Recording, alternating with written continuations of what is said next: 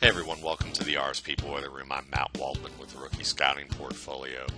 The Boiler Room is a series of videos that feature NFL prospects and 1 to 3 plays to give you an idea of both the positives and challenges that they have that are notable enough that if I were to be in a war room with NFL personnel, decision makers, that I could boil down what these players do well or need to learn to do better, so that it would help them make a decision about whether they'd be a fit for their NFL organization. Paxton Lynch is a player that I've done some work on before, but it was with a broader context of decision making and learning specifically how to delegate the work that you're doing as a player and delegate it appropriately to your teammates so that you're not taking too much on for yourself. And that's a very important game management tool or overall management tool in any workplace. This particular episode is also focused on Lynch, and it's going to be one play from the red zone. And I think that the red zone is a very important place for us to really examine how a quarterback performs. It's really practiced as a subset of practice all on its own because it's a compressed area of the field. Things happen much faster. You have to be very decisive in the red area. And this play highlights to me where Lynch needs to be a little bit more decisive and understand really what he's doing conceptually with the play and be confident about its execution. Looking at this play, it's a 32 personnel set, 3 backs, 2 tight ends, and we're going to see these 2 back function as really H-backs in a sense. You're going to see this left wing back motion to the right wing, and then they're going to run a play action pass with a pulling guard to the right side, so it's going to be play action boot. And Lynch is going to throw the touchdown to this right wing back near the sideline. It's kind of debatable whether he makes the catch in bounds. It's very close, but he earns the catch and they get the points for it. And then we're going to break down what we see afterwards in terms of where the decision making could have been better. So it's kind of a bang-bang play from this view. We're going to watch it from this view in slow motion.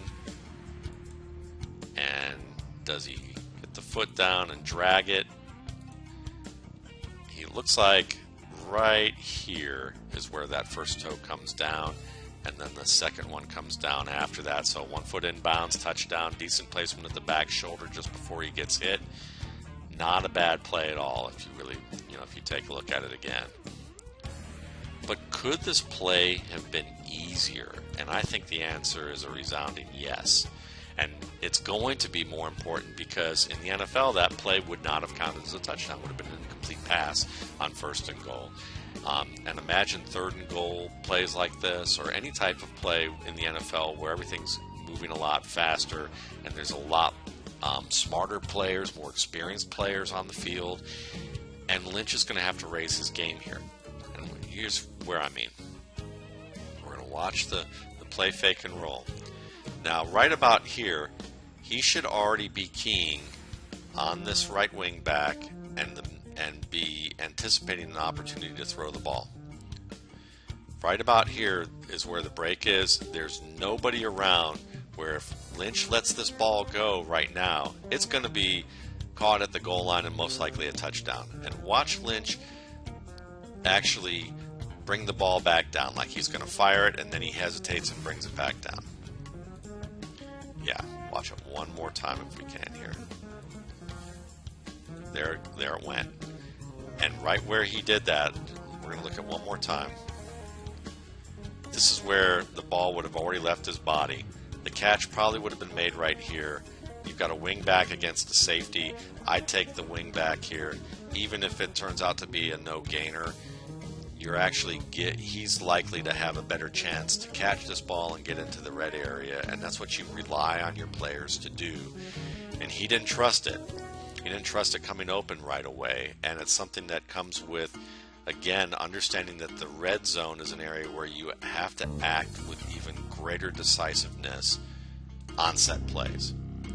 And he failed to do that.